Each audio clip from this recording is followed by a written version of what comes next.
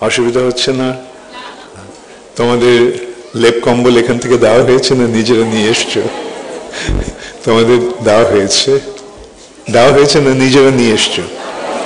দেওয়া হয়েছে। Very good, very good. তোষক বালিশ খুব সুন্দর।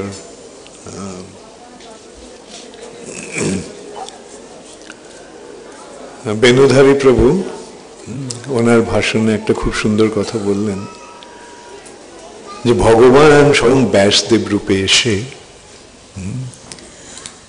বেদ প্রকাশ করে গেলেন।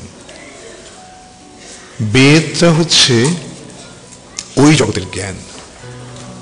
বেদ শব্দটার অর্থ হচ্ছে জ্ঞান। বেদ শব্দটা আসছে বিদ থেকে আসে, বিদ মানে জানা, আর বেদ মানে হচ্ছে জ্ঞান। কোথাকার জ্ঞান? যে জ্ঞানটি ওই জগৎ থেকে আসছে। এই জগতের ঊর্ধ্বে আরেকটা জগৎ আছে, এটা তোমরা সকলে মেনে নিয়েছো। কে কে মেনেছো? হাত তোলো।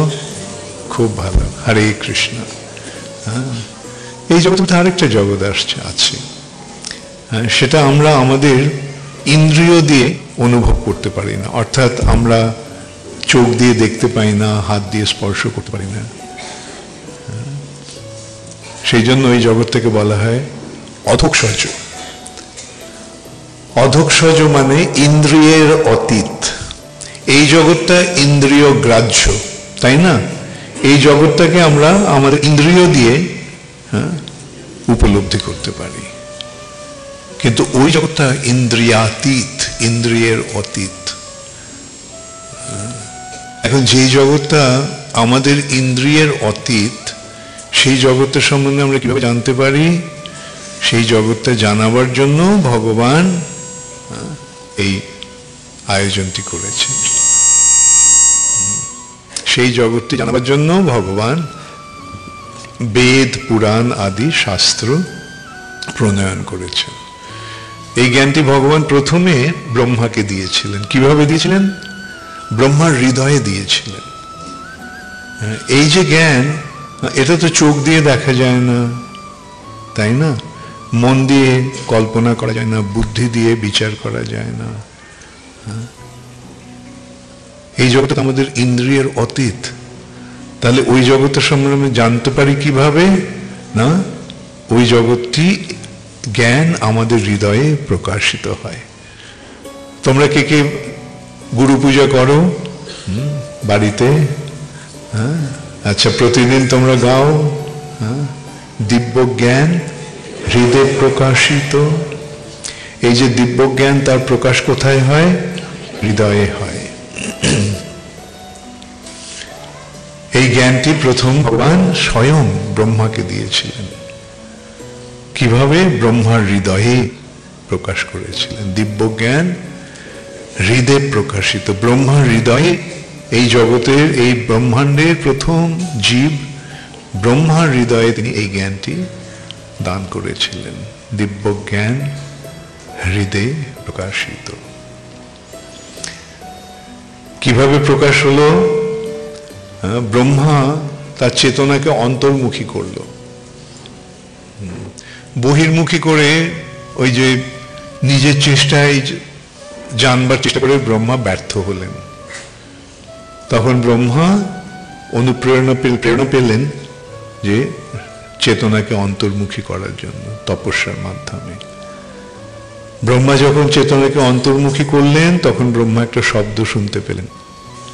সেই শব্দটা কি? সেই শব্দটা হচ্ছে ওমকার, ওম। সেই ওমটা হচ্ছে বীজ। সেই বীজ থেকে প্রকাশিত হলো গায়ত্রী। গায়ত্রীর মন্ত্রের বীজ থাকে, সেই বীজ থেকে মন্ত্রটি প্রকাশিত হয়। সেই গায়ত্রীর বীজ হচ্ছে ওমকার, ওম। এবং গায়ত্রীর প্রকাশ হলো। সেই গায়ত্রীর ধ্যান করার ফলে ব্রহ্মার হৃদয়ে বেদ প্রকাশিত হলো। তাই জন্য গায়ত্রীকে বলা হয় বেদমাতা। বেদের মা হচ্ছেন গায়ত্রী, বেদমাতা।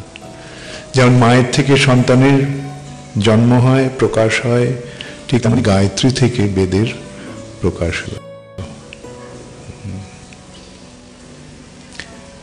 সেই বেদ প্রথমে যারা ব্রহ্মা যাদের দিলেন, সেটা আবার দুটি ভাগে, দুটি ধারায় ব্রহ্মা দিলেন। একটা হচ্ছে জাগতিক ব্যাপারটা, যার উদ্দেশ্য হচ্ছে ভক্তি আর মুক্তি। ভক্তি মুক্তি দুটোই একই ব্যাপার, একটা কয়েনের দুটো দিক, ভোগ আর এই জড়জগৎ থেকে মুক্তি লাভ। এটি কর্মের মাধ্যমে ভক্তি, জ্ঞানের মাধ্যমে মুক্তি। এইটা একটা ধারা, যেটা ব্রহ্মা ঋষিদের মাধ্যমে দিলেন। আরেকটা ধারা হচ্ছে ভাগবত তত্ত্ব, যেটি তিনি নারদের মাধ্যমে দিলেন। এই দুটি শাখা, একটা জড়জগতের শাখা, প্রথমে জড়জগৎটা কি করে ভোগ করা যায়, তারপরে জড়জগৎটাকে যখন বুঝতে পারি এটা দুঃখ প্রাপ্তির স্থান, দুঃখালয়ম অশাশ্বতম, এই জড়জগৎটা হচ্ছে একটা কারাগার, যেখানে আমরা সকলে দণ্ড ভোগ করছি মায়ার কবলিত হয়ে, তখন এই জড়জগৎ থেকে মুক্তি লাভের চেষ্টা। কিন্তু এই যে ভাগবত পরম্পরা, ভগবত তত্ত্বজ্ঞান, সেটি ব্রহ্মা দিলেন নারদের মাধ্যমে। আর কনিষ্ঠ পুত্র, ব্রহ্মার সবচেয়ে ছোট ছেলে হচ্ছে নারদ। 10টি ছেলের মধ্যে সবচেয়ে সর্বকনিষ্ঠ হচ্ছে নারদ। সেই নারদের মাধ্যমে তিনি এই ভগবত তত্ত্বজ্ঞান দান করলেন।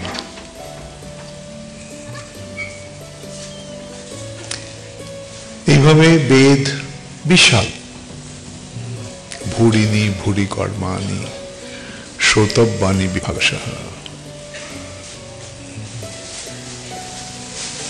আর কালক্রমে কলির যুগের শুরু হওয়ার ফলে লোকের পক্ষে এই জ্ঞানটি লাভ করা দুরূহ হয়ে গেল, অসম্ভব হয়ে গেল। কেননা কলিযুগের মানুষের অবস্থা কিরকম? কলিযুগের মানুষের অবস্থা হচ্ছে প্রায় নাল্পায়ুষ সভ্য কলাবশন যুগে জানা মন্দ সুমন্দ মতয় মন্দ ভাগ্যা উপদ্রুতা। কলিযুগের মানুষের অবস্থা এইভাবে শ্রীমদ্ ভাগবতে বর্ণনা করা হচ্ছে। অল্প আয়ুষ, এই কলিযুগের মানুষদের আয়ু অত্যন্ত অল্প, অত্যন্ত অল্প, মোটে 100 বছর, তাও 100 বছর কলে বাঁচে। 100 বছর বাঁচলে কেন 100 বছর, কিন্তু 80-90 বছর হলে মানে অনেক বেঁচে, বুড়ো হয়ে গেছে, অনেকদিন বেঁচেছে। কিন্তু কলিযুগের আগে যে দাপর যুগ, তখন মানুষের আর কত ছিল? 1000 বছর। ত্রেতা যুগে 10,000 বছর, সত্য যুগে 1,00,000 বছর। তাহলে 1,00,000 বছরের তুলনায় 100 বছর কি? 10,000 বছরের তুলনায় 100 বছর কি? 1000 বছরের তুলনায় 100 বছর কি? তাই বলা হচ্ছে অল্প আয়ুষ সভ্য কলাবস্মিন যুগে জানা। এই কলিযুগের মানুষদের কলাবস্মিন যুগে জানা। আর তারপরে তার উপর মন্দ, তারা অত্যন্ত অলস, অত্যন্ত অলস। সুমন্দ মতয়, তাদের মতিটাও অত্যন্ত খারাপ। সুমন্দ মতয়, মন্দমতি। আর মন্দ ভাগ্যা, তাদের ভাগ্যটা অত্যন্ত খারাপ, মন্দ ভাগ্যা। আর তারপর উপদ্রুতা, তারা নিরন্তর প্রকৃতির দ্বারা উপদ্রুত হচ্ছে। তারপরেই বলা হচ্ছে ভূরিণী ভূরি কর্মাণি শতব্যানি বিভাগ, বিশাল ভূরিণী, তার মধ্যে ভূরি কর্মাণি অসংখ্য কার্যকলাপের নির্দেশ দেওয়া হয়েছে, অসংখ্য যাগযজ্ঞ আদি ধর্ম অনুষ্ঠানের নির্দেশ দেওয়া হয়েছে। আর যদি না পুরোপুরি ভাবে বেদকে জানা যায় তাহলে বেদের প্রকৃত উদ্দেশ্য জানা যাবে না। ওই কর্মকাণ্ড জ্ঞানকাণ্ড নিয়ে থাকলে চলবে না, বেদটাকে পুরোপুরি জানতে হবে। তাই চৈতন্য মহাপ্রভু চৈতন্য চরিতামৃততে কি বলা হচ্ছে, কর্মকাণ্ড জ্ঞানকাণ্ড কেবলই বিষেরও ভাণ্ড। কর্মকাণ্ড, এই বেদের যে কর্মকাণ্ড, বেদের যে জ্ঞানকাণ্ড, এগুলো দুটো বিষের পাত্র, বিষের ভাণ্ড। অমৃত বলিয়া যে খায়, কদর্য ভক্ষণ করে, নানা জনি ভ্রমণ করে, তার জন্ম অধঃপাতে যায়। তাহলে আমরা দেখতে পাচ্ছি কর্মকাণ্ড জ্ঞানকাণ্ড, ধর্ম প্রজ্জিত কৈতবত্র, এই সমস্ত আচরণ আছে, এগুলো ঝেঁটিয়ে বিদ্যায় করে দাও, বাদ দিয়ে দাও।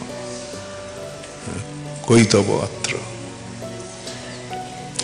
তখনই কেবল পরম নির্মচারানাম সতাম, তখনই কেবল আমরা আমাদের সমস্ত রিপুগুলিকে জয় করে আমরা নির্মল হতে পারবো, হৃদয়ের সমস্ত মলগুলো দূরীভূত করে আমরা নির্মল হতে পারবো। এবং তখনই কেবল আমরা ভগবানকে জানতে পারবো। বেদ্য বাস্তব মাত্র বস্তু, মাত্র এই বাস্তব বস্তু কি, নিত্য সত্য কে, শাশ্বত সত্য কে, ভগবান।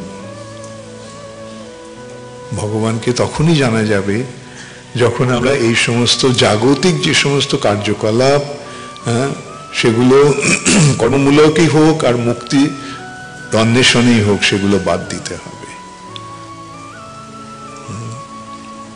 অর্থাৎ বাদ দিয়ে যখন আমরা ভক্তির পথ অবলম্বন করব, এই কর্মকাণ্ড জ্ঞানকাণ্ডের ঊর্ধ্বে হচ্ছে ভক্তি। তা এখন এগুলো কে বোঝাবে, কি করে মানুষ বুঝবে, কলিযুগের মানুষ? তাই জন্য ব্যাসদেব কি করলেন, এই বিশাল বেদকে ভাগ করলেন 4 ভাগে, ঋক্ সাম যজু অথর্ব। তারপরে তিনি দিলেন ইতিহাস, ধর্মশাস্ত্র, বেদ, বেদাঙ্গ, বেদান্ত। দেওয়ার পরেও ব্যাসদেবের মনে যেন শান্তি এলো না, মনে হলো কাজটা যেন পূর্ণ হলো না। তখন নারদ মুনি এসে তাকে বোঝালেন, ব্যাস তুমি তো অনেক কিছু করেছো, কিন্তু ভগবানের কথা তো তুমি বলনি, ভগবানের কথা তো তুমি বলনি। বেদের যে মূল বিষয়, বেদৈশ্চ সর্বৈর অহমেব বেদ্য, সমস্ত বেদের মধ্যে কাকে জানতে হবে, সমস্ত বেদের মাধ্যমে কাকে জানতে হবে, ভগবানকে জানতে হবে। অহমেব বেদ্য, তার কথা তো তুমি বলনি। তখন তিনি শ্রীমদ্ ভাগবত রচনা করার প্রেরণা দিলেন 4 শ্লোকের মাধ্যমে, 4টি শ্লোকের মাধ্যমে। কেবল 4টি শ্লোক দিলেন, আর সেটি তার মাধ্যমে তিনি করলেন, তাকে প্রকাশ করলেন। অহমে বাসমে বাগ্রে নান্নাজ্জাত সদসৎ পরম, ভগবান নিজে বলছেন, যখন কেউ ছিল না তখন আমি ছিলাম, আর যখন সবকিছু লয় হয়ে যাবে তখন সব কেবল আমিই থাকব। এভাবে 4টি শ্লোকের মাধ্যমে তিনি এই মূল তত্ত্বটা নারদ মুনি ব্যাসদেবকে দিলেন, নারদ মুনি, এবং সেটাকে তিনি বিস্তার করলেন শ্রীমদ্ ভাগবতে। সেটা তিনি সুখদেবকে শেখালেন। সুখদেব সেটি, সেই সুখদেব পরীক্ষিত মহারাজকে শোনালেন। সেই সভাতে সুত গোস্বামী উপস্থিত ছিলেন। সুত গোস্বামী নৈমিষারণ্যের ঋষিদের সেই কথা শোনালেন, আর সেই কথাটি আবার ব্যাসদেব নিজে লিখে গেলেন।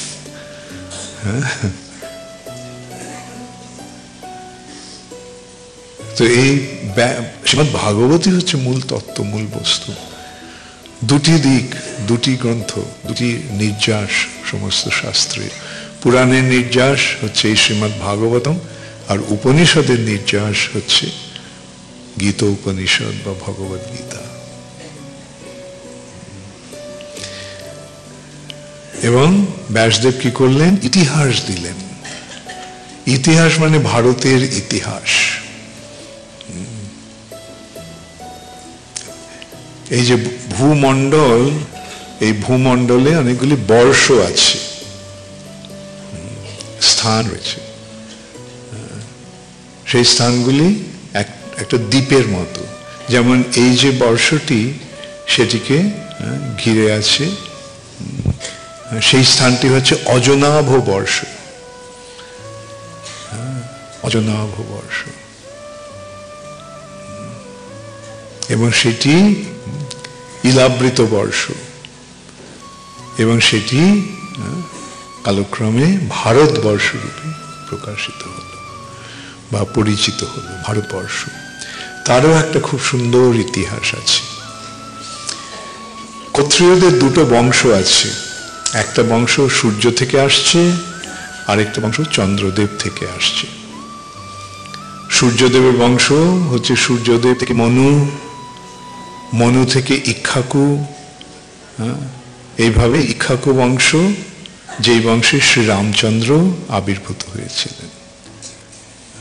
রঘু বংশ, কেননা তার রামচন্দ্রের পিতা হচ্ছেন দশরথ, তার পিতা হচ্ছেন অজ, তার পিতা হচ্ছেন রঘু। তাই জন্য এই বংশটি আরেকটা নাম হচ্ছে রঘু বংশ। তাই জন্য রামচন্দ্রের আরেকটি নাম হচ্ছে রঘুকুল তিলক, রঘুকুলের তিলক, রঘুনন্দন, রঘুপতি। বংশের মাধ্যমে এই নামকরণ হচ্ছে। সূর্য বংশ। আরেকটি হচ্ছে চন্দ্র বংশ, চন্দ্রদেব থেকে এই বংশটি এসেছে। সেই বংশে একজন রাজা ছিল, তার নাম হচ্ছে প্রতীপ। সেই প্রতীপের পুত্র হচ্ছে শান্তনু। প্রতীপ যখন রাজ্যভার থেকে অবসর গ্রহণ করলেন, তখন তিনি শান্তনুর হাতে রাজ্যভার দিলেন। শান্তনুর আরো দু ভাই ছিল, তারাই রাজ্য গ্রহণ করেননি। দেবাপি হচ্ছেন সবচেয়ে বড় ভাই, তিনি বনবাসী হয়ে গিয়েছিলেন। সেই সূত্রে শান্তনু রাজা হয়েছিলেন, মহাপরাক্রমশালী রাজা। এই হস্তিনাপুর হচ্ছে সমস্ত পৃথিবীর কেন্দ্রস্থল। সমস্ত পৃথিবীর, কেবল পৃথিবীর ভূভাগই নয়, স্থলভাগই নয়, জলভাগ নিয়ে স্বসাগরা পৃথিবীর অধীশ্বর হচ্ছেন এই হস্তিনাপুরের রাজারা। সেই রাজ্যের রাজা হচ্ছেন শান্তনু। শান্তনু একদিন মৃগয়া করছেন। মৃগয়া করতে করতে গঙ্গার তীরে এসে দেখেন এক অপূর্ব সুন্দরী এক রমণী। তিনি জিজ্ঞাসা করলেন, তুমি কি?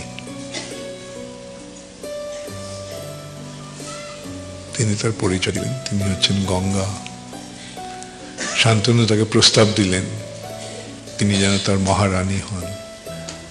তাকে তিনি বিবাহ করতে মনস্থ করলেন বা প্রস্তাব দিলেন। সেই কন্যাটি রাজি হলেন একটা শর্তে, তুমি আমার কোনো কাজে বাধা দেবে না, তুমি আমার কোনো কাজের জন্য জিজ্ঞাসা করবে না কেন আমি করছি এগুলো। এইভাবে এই শর্তগুলো দিয়ে তিনি রাজি হলেন। আর শান্তনুও তখন এমনই কামার্ত হয়ে পড়েছিল যে সব রাজি হয়ে গেলেন।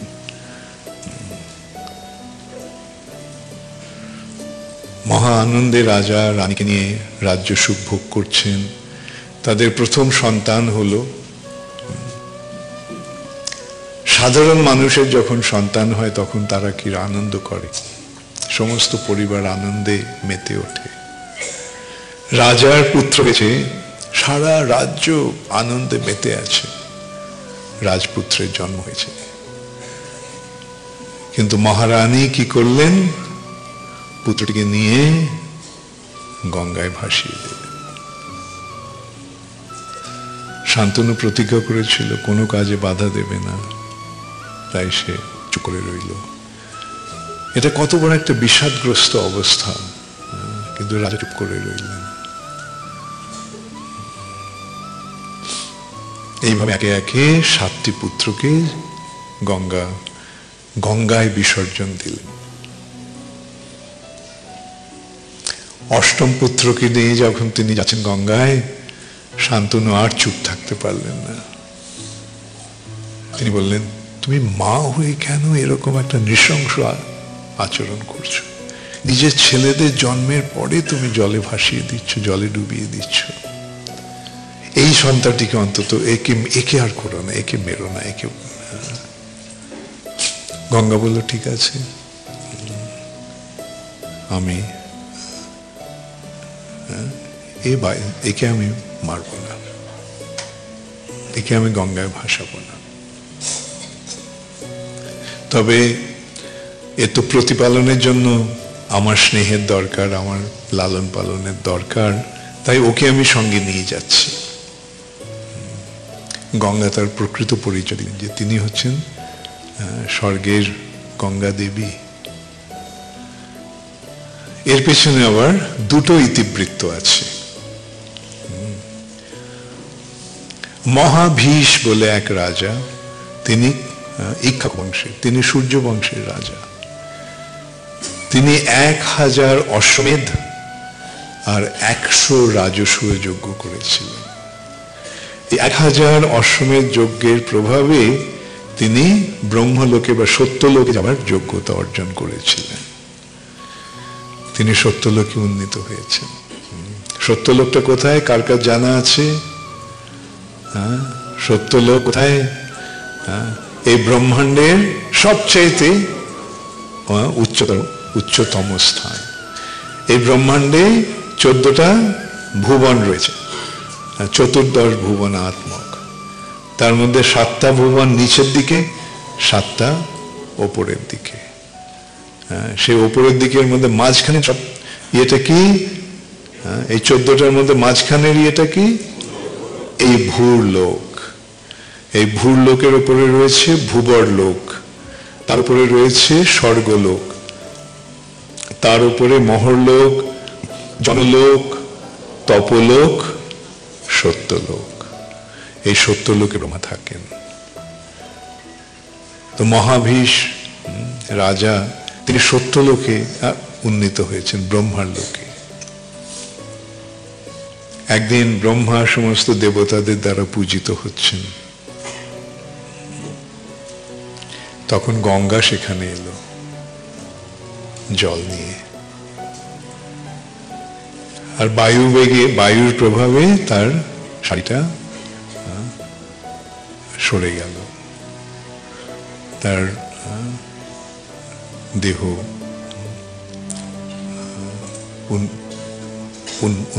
উন্মুক্ত হলো। অন্য সকল দেবতারা মাথা নিচু করে রইলেন, কিন্তু মহাভীষ এক দৃষ্টে সেই গঙ্গার রূপ দর্শন করতে লাগলেন। ব্রহ্মা তখন বললেন যে তুমি এই সত্যলোকে থাকার উপযুক্ত নও, তুমি যাও মর্তলোকে ফিরে যাও।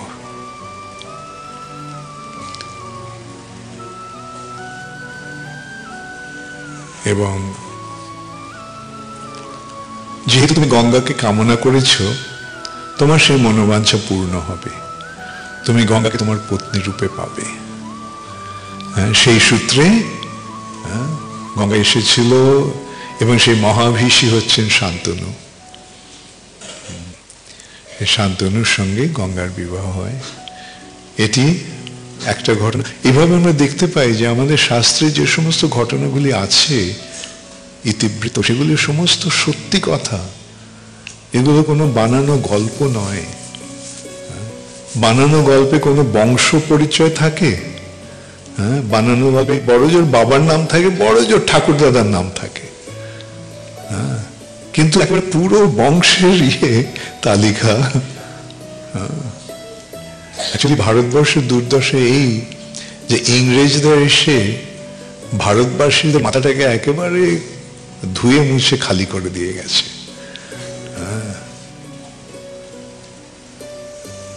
সব একেবারে ওদের কি বলবো, বুদ্ধিমত্তাটাকে তারা হারিয়ে ফেলেছে। ইংরেজরা তাদের যা শিখিয়েছে সেটাই অনুসারী তারা চলছে, এখনো চলছে। এই মহাভারত রামায়ণ সম্বন্ধে যখন কথাবার্তা ওঠে, ওরা ইংরেজরা কি বলে গেছে, জার্মান পণ্ডিতেরা কি বলে গেছে তাদের কথা বলে। তারা কি এই ইয়েটাকে জানবার জন্য এসেছিল? না, তারা ইংরেজদের পৃষ্ঠপোষক হয়ে ইংরেজদের টাকা খেয়ে সংস্কৃত জানে পণ্ডিত, ওরা ইংরেজদের টাকা খেয়ে সংস্কৃতের মাধ্যমে যে ভারতের বৈশিষ্ট্য সেটাকে অপদস্থ করার জন্য তারা এসেছিল।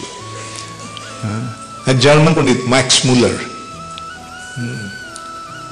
যার সংস্কৃত পণ্ডিত, জার্মানিতে সংস্কৃত ভাষা নিয়ে আলোচনা হতো খুব তখনকার দিনে। এই যে জার্মানিতে যে ওরা যে অ্যাটম বম তৈরি করেছিল, ইয়েটা পেয়েছিল ওরা বেদ থেকে। ওরা কি করলে, ইংরেজরা ওই ম্যাক্স মুলারকে ভাড়া করেছিল টাকা দিয়ে।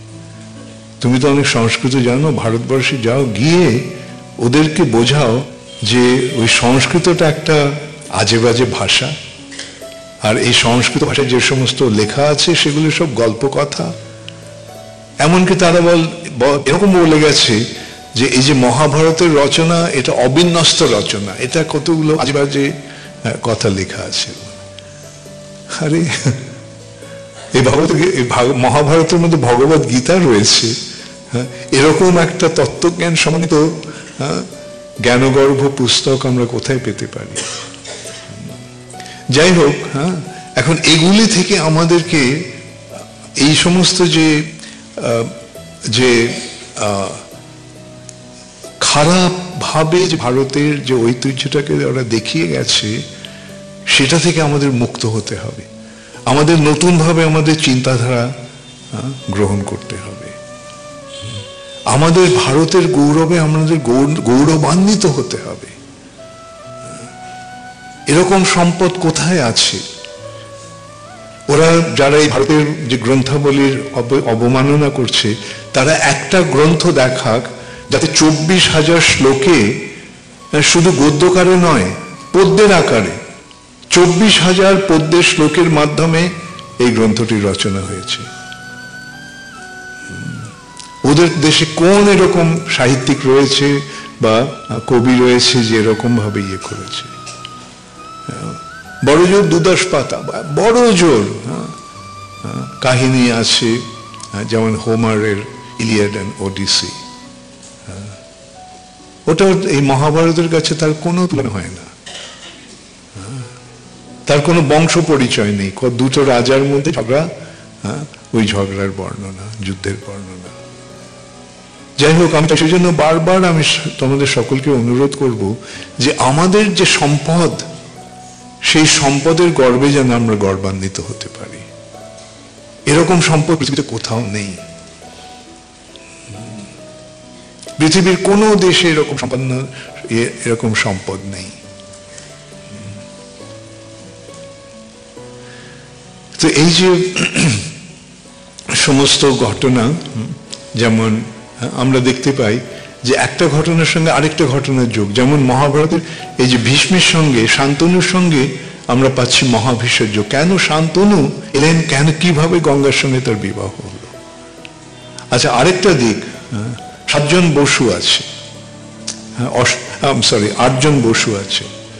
তোমরা ইয়ে করেছো ছোটবেলায়? আমরা ছোটবেলায় শিখতাম, 1 চন্দ্র, 2 পক্ষ, 3 নেত্র,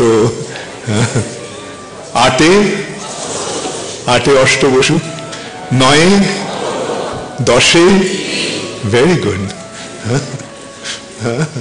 তো এই অষ্ট বসু, 8 জন বসু আছে। সেই 8 জন বসুর মধ্যে একজন হচ্ছেন পূর্বজন্মে তিনি ছিলেন ভীষ্মদেব,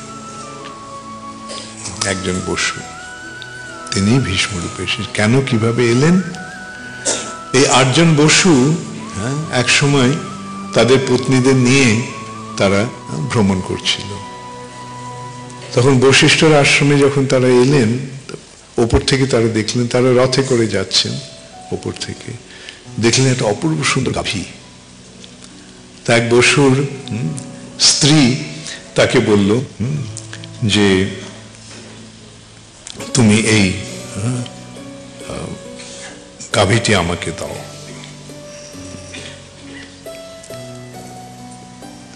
আমাকে দাও। তো ওরা বলল, দেখো এই গাভীটি বশিষ্ঠের গাভী, নন্দিনী,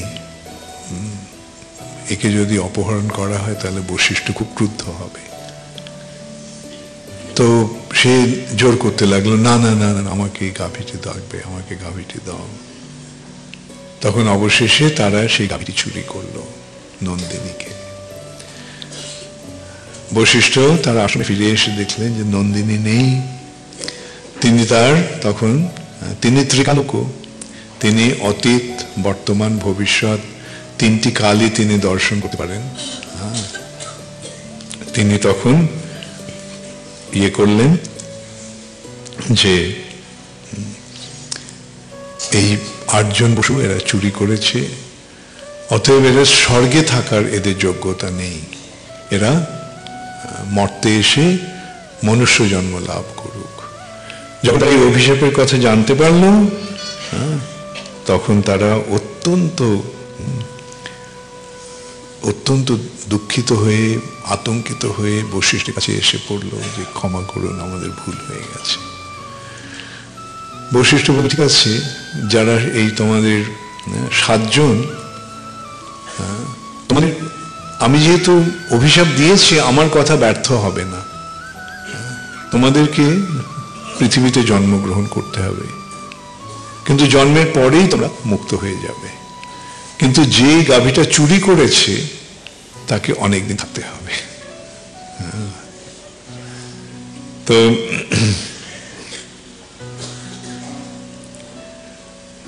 তখন তারা ভাবলো যে পৃথিবীতে যাওয়া মানে 10 মাস মায়ের গর্ভে থাকতে হবে, গর্ভবাস করতে হবে। তো তারা ঠিক করলো যে যদি গঙ্গা আমাদের গর্ভে ধারণ করে তাহলে আমরা যেতে পারি। তারা তখন গঙ্গার স্তপরে গঙ্গাকে সন্তুষ্ট করলেন। তাহলে দেখতে পেলে দুটো ঘটনার কিভাবে এখন মিল হয়ে গেল। গঙ্গা এলেন শান্তনুর পত্নী রূপে, আর 7টি ছেলে গঙ্গা মারল, তাদের হত্যা করলো। অ্যাকচুয়ালি ওদের শাপটা মোচন হয়ে গেল। এমনি জাগতিক দৃষ্টিতে কত বড় একটা নৃশংস কাজ হলো, কিন্তু আসলে তারা জন্মগ্রহণ করেই মুক্ত হয়ে গেল। কিন্তু যে 8ম সন্তানটি রয়ে গেল, সেই 8ম সন্তানটি হচ্ছেন ভীষ্মদেব। তার নাম ছিল দেবব্রত। গঙ্গা তাকে নিয়ে গেলেন স্বর্গে। সেখানে সেই দেবব্রত বড় হলো এবং অনেকের কাছে তিনি শিক্ষা লাভ করলেন। তিনি বশিষ্ঠের কাছে বেদ অধ্যয়ন করলেন,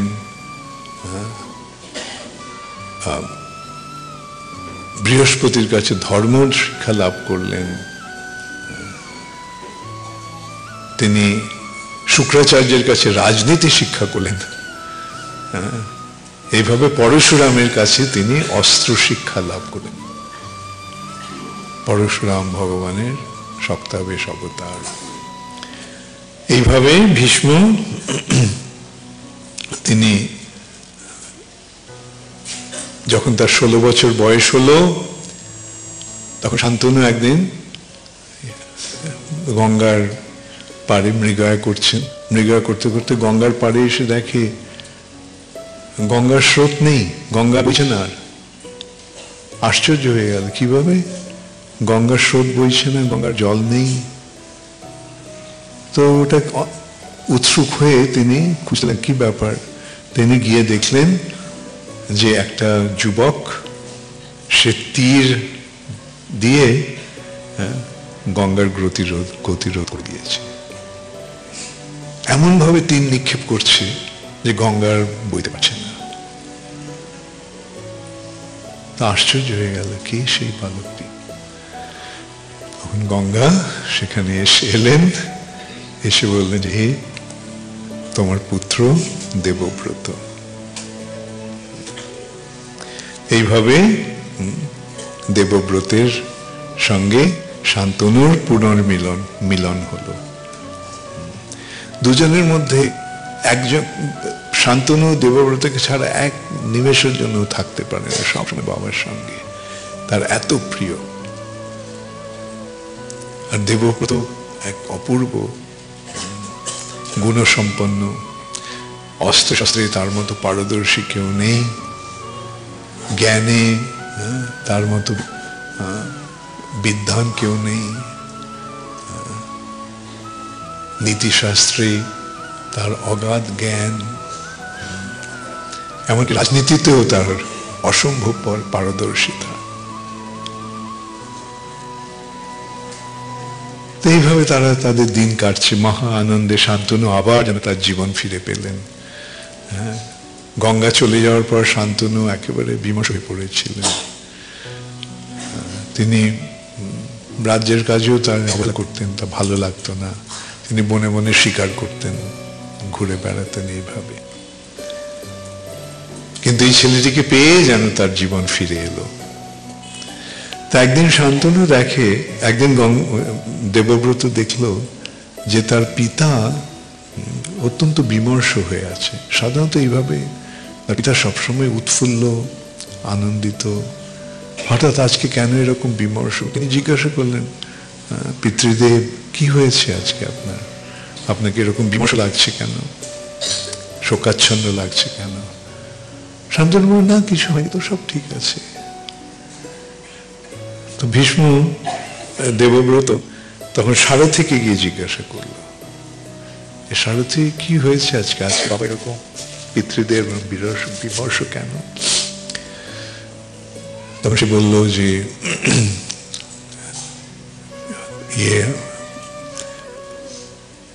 শিকার করতে করতে করতে তিনি গঙ্গার পাড়ে এসে দেখেন যে একটি অপূর্ব সুন্দরী কন্যা সে যাত্রীদের নৌকা পারাপার করছে, গঙ্গা পারাপার করছে নৌকো দিয়ে। তো শান্তনু তাকে দেখে মুগ্ধ হয়ে গেল। সে তার পিতার কাছে গিয়ে প্রস্তাব করলো, আপনার কন্যাকে আমি বিবাহ করতে চাই। সেই কন্যাটি ছিল ধীবর্জের রাজা, যারা মৎস্যজীবী তাদের রাজা। সে বললে, তোমার পরম সৌভাগ্য যে আপনি আমার কন্যাকে বিবাহ করতে চাইছেন, তবে একটা শর্ত, যে আমার কন্যার পুত্র যেন রাজা হয়। শান্তনু বলল যে আমার তো ছেলে রয়েছে, জ্যেষ্ঠ পুত্র, তাকে ইতিমধ্যেই আমি যৌবরাজ অভিষিক্ত করেছি। তো ধীবররাজ বলল, তাহলে তো আমি আপনাকে আমার কন্যা দিতে পারবো না। তার একটা কারণ ছিল, যখনই কারো জন্ম হয় তখন জন্মের সময় তার কোষ্ঠী বিচার করা হয়। সেই কোষ্ঠীতে ছিল যে এই কন্যার পুত্র রাজা হবে। তাই জন্য তারই শর্ত যে আমি দিতে পারি, তবে আমার কন্যার পুত্র যেন রাজা হয়। শান্তনু দেখলো সেটা তো সম্ভব নয়। তখন সে দুঃখিত চিত্তে সে প্রাসাদে ফিরে গেল। ভীষ্ম দেবব্রত যখন সেটা জানতে পারলো, তখন দেবব্রত গিয়ে সেই ধীবর রাজকে বলল যে আপনি আপনার কন্যাকে আমার পিতার পত্নী রূপে দান করুন। তো ধীবররাজ বলল, উনি তো এসেছিলেন, আমি তো আমার শর্তটা তো বলেইছি যে তার আমার এই কন্যার পুত্র যেন রাজা হয়, এই শর্তে আমি আমার কন্যাকে দিতে চাই। ভীষ্ম বলল, দেবব্রত বলল, ঠিক আছে, আমি তো এই রাজ্যের উত্তরাধিকারী, তো আমার এই রাজ্যের অধিকার আমি ত্যাগ করলাম। তো ধ্রুবরাজ বলল, ভালো কথা, কিন্তু তুমি তো এই শর্তটা মানলে, কিন্তু এটা যদি তোমার পুত্ররা যদি না মানে, তখন তো ওদের মধ্যে সংঘর্ষ হবে। আমার কন্যার পুত্রদের সঙ্গে তোমার পুত্রদের সংঘর্ষ হবে। তো ভীষ্ম তখন বলল, ঠিক আছে, তাহলে আমি প্রতিজ্ঞা করছি যে আমি কখনো বিবাহ করব না। এই যে ভীষণ প্রতিজ্ঞা করলেন, সেই জন্য স্বর্গ থেকে দেবতারা পুষ্পবৃষ্টি করতে লাগলেন এবং বলতে লাগলেন, ভীষ্ম ভীষ্ম ভীষ্ম। কি ভয়ঙ্কর প্রতিজ্ঞা করেছে! কেন ক্ষত্রিয়ের পক্ষে এইভাবে ব্রহ্মচারী থাকা অত্যন্ত কঠিন। কেন চারদিকে তারা এই সমস্ত ঐশ্বর্যের মধ্যে সুন্দরী রমণীদের দ্বারা পরিবেষ্টিত হয়ে আছে, সেরকম একটা পরিবেশে ব্রহ্মচারী থাকাটা সম্ভব নয়। কিন্তু ভীষ্মই প্রতিজ্ঞা করেছেন তিনি কখনো বিবাহ করবেন না, কোনো নারীর সঙ্গে তার কোনো সম্পর্ক থাকবে না। তখন সেই ধীবররাজ তার কন্যাকে শান্তনুর পত্নী রূপে দিতে রাজি হলেন। সেই কন্যাটি হচ্ছে সত্যবতী। সত্যবতীর সঙ্গে শান্তনুর বিবাহ হলো এবং দুটি পুত্র হলো, তারা হচ্ছে চিত্রাঙ্গদা এবং বিচিত্রবীর্য। ভীষ্ম তাদেরকে লালন পালন করতে লাগলেন, বড় করলেন, শিক্ষাদান করলেন। দুজনেই মহাযোদ্ধা, কিন্তু একসময় চিত্রাঙ্গদের সঙ্গে গন্ধর্ব চিত্ররথের যুদ্ধ হলো। সেই যুদ্ধে চিত্রাঙ্গদা প্রাণ ত্যাগ করল। তখন বিচিত্রবীর্যকে রাজা করা হলো।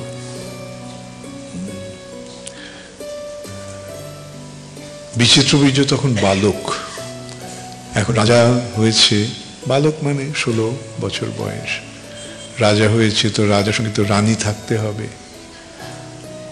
তো ভীষ্ম খবর পেলেন যে কাশীরাজের 3টি কন্যা অপূর্ব সুন্দরী এবং অত্যন্ত গুণবতী।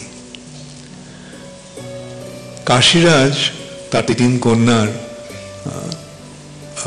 স্বয়ম্বর সভা ডেকেছিল, কিন্তু কুরুদের হস্তিনাপুরে নিমন্ত্রণ পাঠানি। নিমন্ত্রণ না পাঠানোর কারণও ছিল, কেন ভীষ্ম আকুমার ব্রহ্মচারীর ব্রত গ্রহণ করেছে, আর বিচিত্রবীর্য অত্যন্ত বালক। কিন্তু ভীষ্ম অনিমন্ত্রিত অবস্থাতে তিনি সেই সভায় গেলেন। গিয়ে তিনি ঘোষণা করলেন যে আমি শান্তনুর পুত্র ভীষ্ম, আমার কনিষ্ঠ ভ্রাতা বিচিত্রবীর্য হস্তিনাপুরের রাজা, তার জন্য আমি এই 3টি কন্যাকে দাবি করছি। যদি কেউ আমাকে বাধা দিতে চায় তাহলে আপনারা এগিয়ে আসতে পারেন। বলে তিনি সেই 3টি কন্যাকে তার রথে তুলে নিলেন। রথে তুলে নিয়ে তখন তার সঙ্গে প্রচন্ড সংগ্রাম হলো, প্রচন্ড সংগ্রাম হলো। সমস্ত রাজারা একত্রিত হয়ে তারা তাদের সৈন্য সামন্ত নিয়ে তারা ভীষ্মকে আক্রমণ করলেন। কিন্তু ভীষ্ম একাকী তাদের সকলকে পরাস্ত করলেন। পরাস্ত করে তিনি সেই 3 কন্যাকে নিয়ে হস্তিনাপুরে এলেন। সেই 3টি কন্যার নাম হচ্ছে অম্বা, অম্বিকা এবং অম্বালিকা। জ্যেষ্ঠ কন্যা অম্বা ভীষ্মকে বললেন যে আমি আমার হৃদয় শাল্যকে দিয়েছি, মহারাজ শাল্যকে দিয়েছি। তো ভীষ্ম বললেন ঠিক আছে, হ্যাঁ, যেহেতু তুমি তোমার মনটাকে দিয়েছো, তুমি তার কাছে যাও। তো অম্বা যখন শাল্যের কাছে গেল, শাল্য তাকে প্রত্যাখ্যান করলো। শাল্য ভীষ্মের সঙ্গে যুদ্ধে যারা রাজারা পরাজিত হয়েছিল, শাল্য তাদের মধ্যে একজন। ভীষ্মের কাছে পরাজিত হয়ে তার অভিমানে আঘাত লেগেছিল, দর্পে আঘাত লেগেছিল। সে তাই বলল, আমি কি ভিক্ষুক যে তোমাকে একজন দান করলো নাও আর আমি গিয়ে তোমাকে গ্রহণ করব? না, তুমি এখান থেকে চলে যাও, তোমাকে আমি গ্রহণ করব না। যাও, ভীষ্মের কাছেই যাও। তখন অম্বা ভীষ্মের কাছে গেল, গিয়ে বলল যেরকম ভাবে শাল্য আমাকে প্রত্যাখ্যান করেছে, তা এখন আপনি আমাকে গ্রহণ করুন। ভীষ্ম বললেন যে আমি তো আকুমার ব্রহ্মচারী ব্রত প্রতিজ্ঞা করেছি, আমি তো কাউকে বিবাহ করতে পারবো না।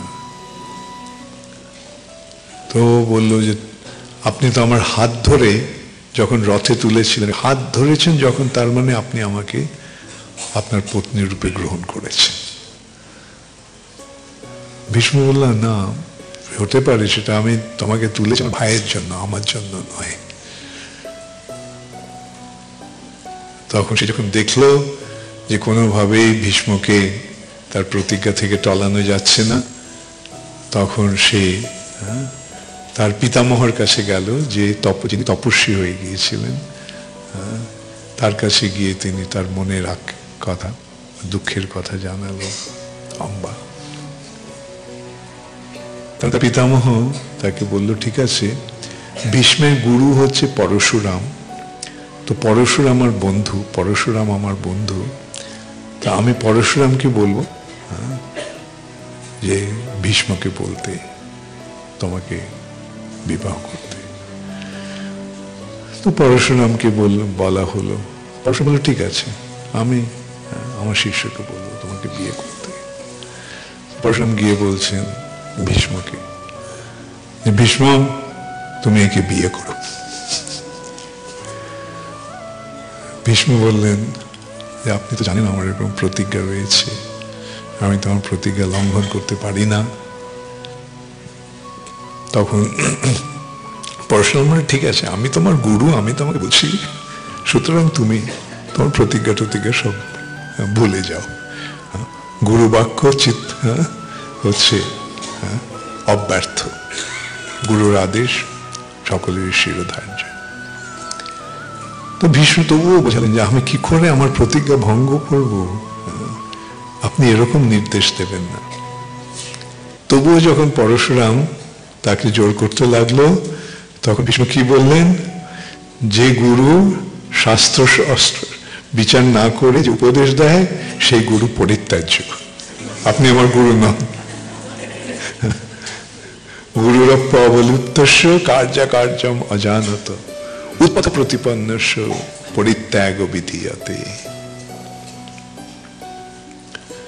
পরশুরাম রেগে গিয়ে বললেন এসো আমার সঙ্গে যুদ্ধ করো। প্রচন্ড যুদ্ধ শুরু হলো।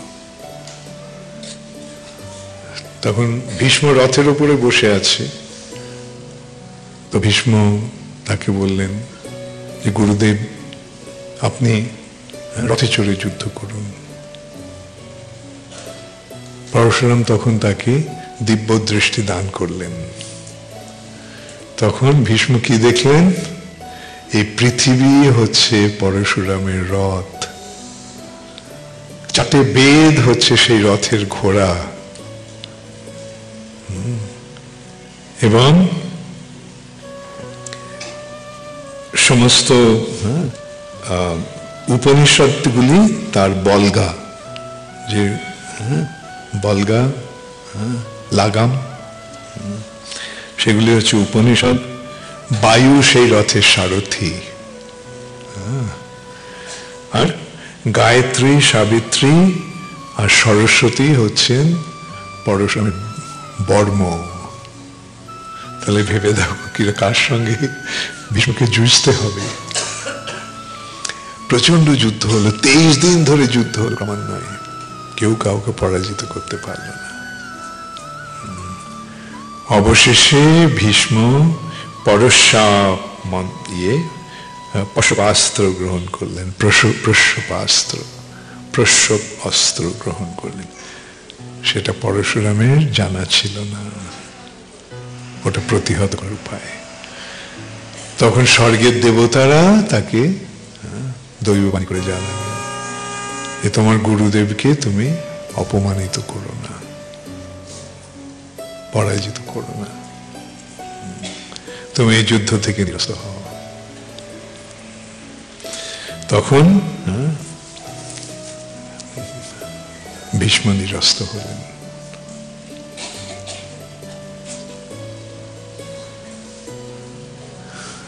অবশেষে পরশুরাম গিয়ে অম্বাকে বলল, আই এম সরি, আমিও ওকে রাজি করাতে পারলাম না। তখন অম্বা প্রচন্ড তপস্যা শুরু করলো।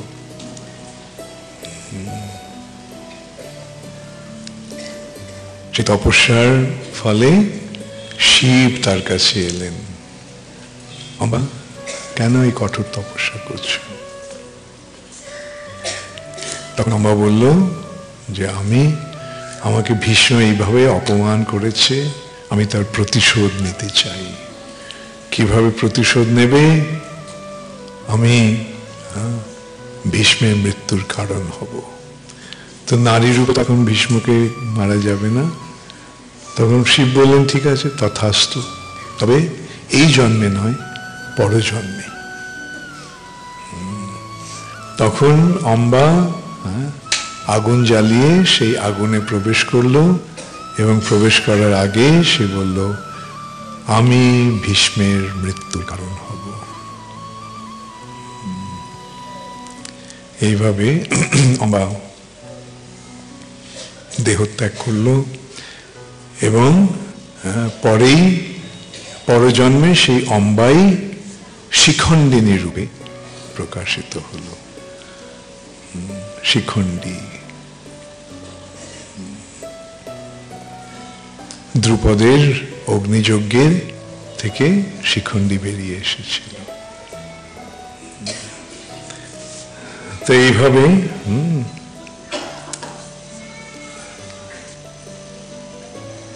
ইতিহাস কিরকম লাগছে তোমাদের? ভারতের ইতিহাস, এটা আমাদের ইতিহাস তো না? আকবর আওরঙ্গজেব আমাদের ইতিহাস? এইটি আমাদের প্রকৃত ইতিহাস।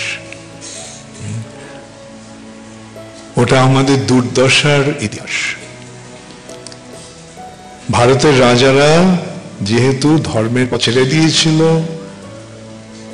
উপযুক্ত গুরুরা তাদের যথাযথ পথ প্রদর্শন করতে পারেনি, যেহেতু উপযুক্ত গুরু রাজাদের ছিল না, তাই তারা উপযুক্ত উপদেশ পায়নি। তার ফলে তারা পরস্পরের মধ্যে সংঘর্ষ শুরু করে, বিবাদ শুরু হয়, এবং সেই বিবাদের ফলে বিদেশিরা এসে ভারতে প্রবেশ করে সেই সুযোগে, এবং তাদের সেই পরস্পরের রাজাদের পরস্পরের যে বিবাদ, সেই সুযোগ নিয়ে হিন্দু রাজাদের বিরুদ্ধে হিন্দুদেরকে লাগিয়ে এরা মুসলমানেরা ভারতবর্ষে রাজ্য শাসন করল কত শত বছর ধরে।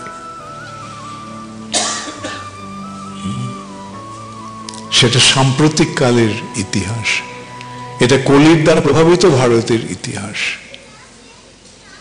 কিন্তু আমাদের প্রকৃত ইতিহাস হচ্ছে এটি। এই সম্বন্ধে আরেকটা কথা বলতে আমি ভুলে গেছি, এই ভারতের নামটা কিভাবে এলো? তোমরা হ্যাঁ হ্যাঁ, তো তোমরা তো জানো, তাহলে আর বলার দরকার নেই।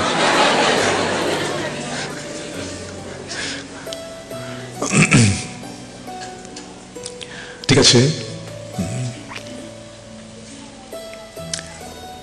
একজন মহাবল পরাক্রমশালী রাজা, তার নাম হচ্ছে বিশ্বামিত্র। সে একদিন বনে মৃগয়া করতে গেছে, অনেক সৈন্য সামন্ত নিয়ে মৃগয়া করছে, কিন্তু এক সময় সে একটা পশুর পেছনে ছুটে ঘোড়া চালিয়ে গিয়ে সে ইয়েতে বশিষ্ঠ মুনি আশ্রমে এসে উপস্থিত হলো সমস্ত সৈন্য সামন্ত নিয়ে।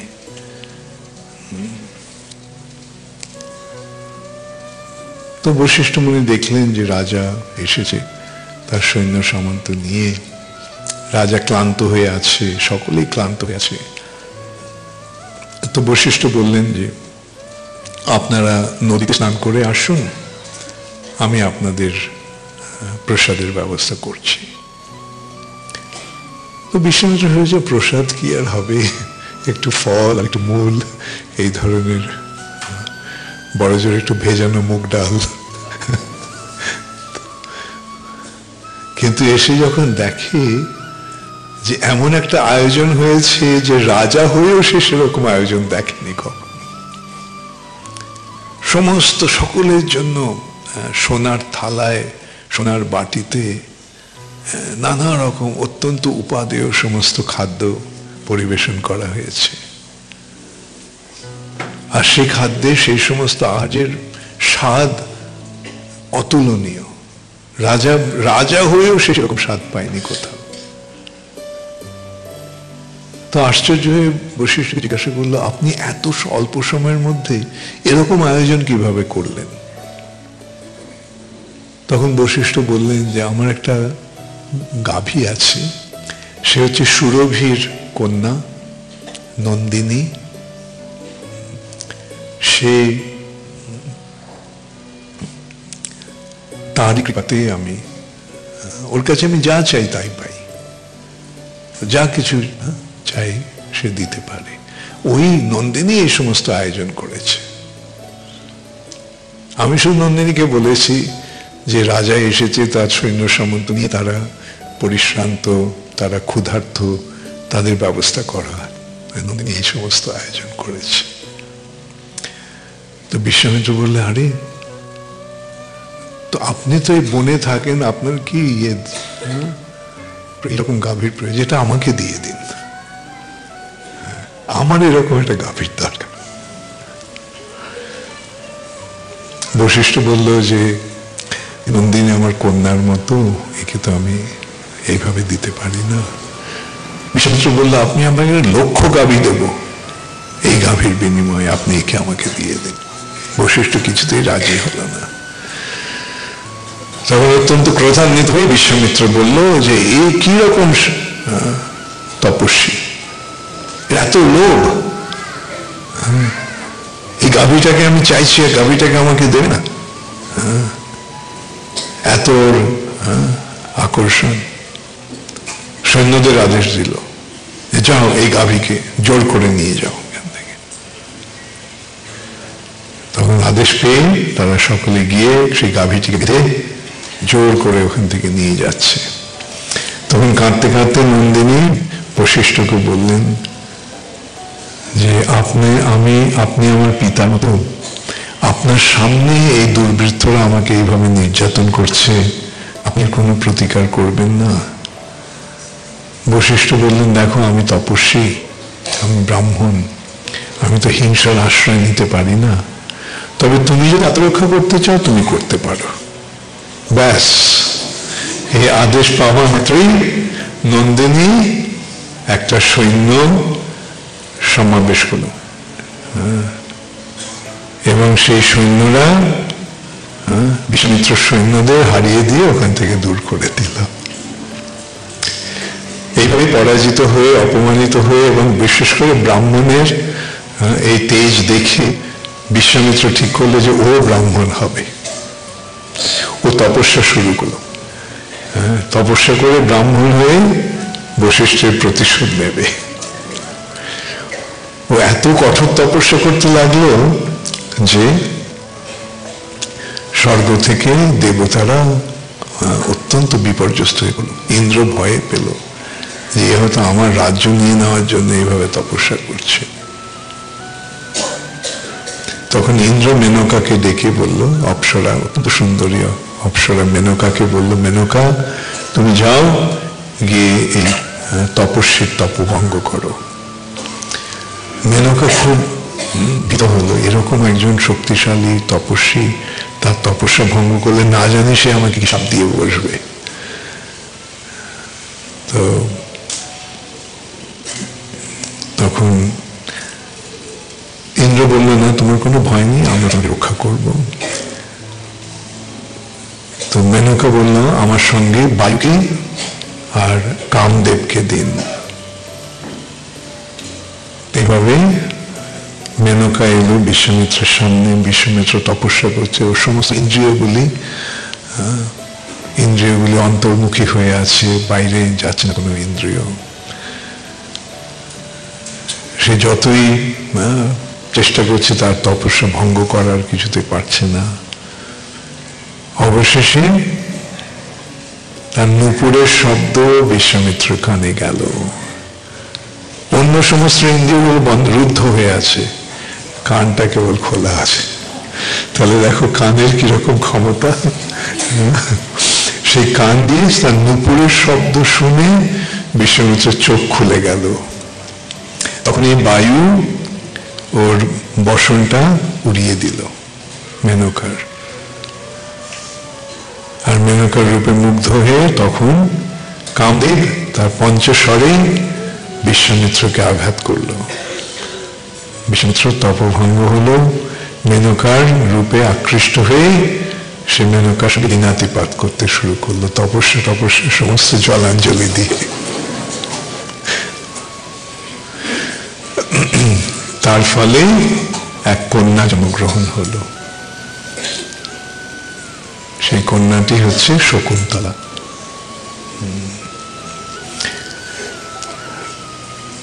যখন কন্যা জন্ম হলো তখন বিশ্বামিত্র বুঝতে পারলো তার ভ্রম, আর মেনকাও বুঝতে পারলো তার কাজ সাধন হয়ে গেছে।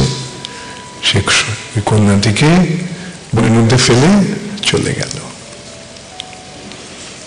বনের হিংস্র পশু তাকে কোন রকম অনিষ্ট করলো না, আর সমস্ত পাখিরা এসে তাকে ঘিরে তাকে আগলে রাখলো এই কন্যাটিকে। সেই জন্য তার নাম হলো শকুন্তলা। শকুন্ত মানে পাখি, আর শকুন্ত দ্বারা লালিত বলে তার নাম শকুন্তলা। কন্দমুনি তখন সেই বনে ছিলেন, তিনি সেই অপূর্ব সুন্দরী কন্যাটিকে দেখতে পেয়ে তাকে তার আশ্রমে নিয়ে আসেন, এবং কন্দমুনির আশ্রমে সেই কন্যাটি বড় হতে থাকে। একদিন কন্দমুনি আশ্রমে ছিলেন না, এক রাজা দুষ্যন্ত তিনি মৃগয়া করতে করতে তার সৈন্যদের অন্য সমস্ত সঙ্গীদের থেকে সঙ্গ ছাড়া হয়ে একাকী সেই বনের মধ্যে তপবনে এলেন। সেখানে এসে পরিশ্রান্ত হয়ে তিনি এসেছেন। শকুন্তলা তাকে অভ্যর্থনা করল। তার রূপে শকুন্তলার রূপে মুগ্ধ হয়ে দুষ্যন্ত তাকে বিবাহ করতে চাইল। শকুন্তলা বলল, আমার পিতার অবর্তমানে আমি কিভাবে আপনাকে গ্রহণ করব? তখন দুষ্যন্ত বলল যে গন্ধর্ব মতে 8 প্রকার বিবাহের রীতি আছে, তার মধ্যে একটা হচ্ছে গন্ধর্ব বিবাহ। তা আমি গন্ধর্ব বিবাহের দ্বারা তোমাকে গ্রহণ করছি। এইভাবে তাদের বিবাহ হলো। শকুন্তলা বলেছিল আমার পুত্র যেন রাজা হয়। এখানে কালিদাসের অভিজ্ঞান শকুন্তলা নিয়ে ঘটনাটা মহাভারত থেকে একটুখানি ভিন্ন। যাই হোক, কালিদাসের ওটা তো তোমরা জানো, দুর্বাসা অভিশাপ দিয়েছিল ইত্যাদি। কিন্তু মহাভারতের ব্যাপারটা একটু অন্যরকম আছে। রাজা তার রাজ্যে ফিরে গিয়ে তার ঐশ্বর্যে বিলাসে মত হয়ে শকুন্তলার কথা একেবারে ভুলে গেছে। কন্দমণি আসার পর কন্দমণিকে শকুন্তলা সব জানালো, এবং ইতিমধ্যে তার এক পুত্র হলো। সেই পুত্রের নাম, সেই পুত্রটি শিশু অবস্থাতেই সিংহের সঙ্গে যুদ্ধ করে, বাঘের সঙ্গে যুদ্ধ করে। তাই কন্দমণি তার নাম দিল দমনক, যে হিংস্র পশুদের পর্যন্ত দমন করতে পারে। তার যখন বয়স 6 বছর, তখন তাকে নিয়ে শকুন্তলা রাজার কাছে এলেন, এসে পরিচয় দিলেন, বলেন যে তোমার পুত্র। রাজা কিছুতে মানতে চায় না। এইভাবে অনেক কথাবার্তা হয় তাদের মধ্যে। শকুন্তলা তার নিজের পরিচয় দিল, তার পিতা হচ্ছেন মহামুনি বিশ্বামিত্র, তার মা হচ্ছেন মেনকা। কিন্তু দুষ্যন্ত সেটা নিয়ে ব্যঙ্গ করলো, ওকে নানা রকম অপবাদ দিল, যে অস্বীকার্য কেবল করলো না, তাকে নানা রকম চরিত্রহীন বলে তাকে সম্বোধন করলো, চরিত্রহীনা। তখন শকুন্তলা ওকে বলেছিল, আমার তপপ্রভাবে আমি আপনাকে অভিশাপ দিতে পারতাম, কিন্তু আমি অভিশাপ দেব না, কেননা আপনি আমার পতি। তবে আমি চলে গেছি, যেহেতু আপনি আমাকে গ্রহণ করবেন না। তখন স্বর্গ থেকে দেবতারা দৈববাণী করল, দুষ্যন্ত, এ তোমার গন্ধর্ব মাতে বিবাহিতা স্ত্রী, এবং এ তোমারই পুত্র।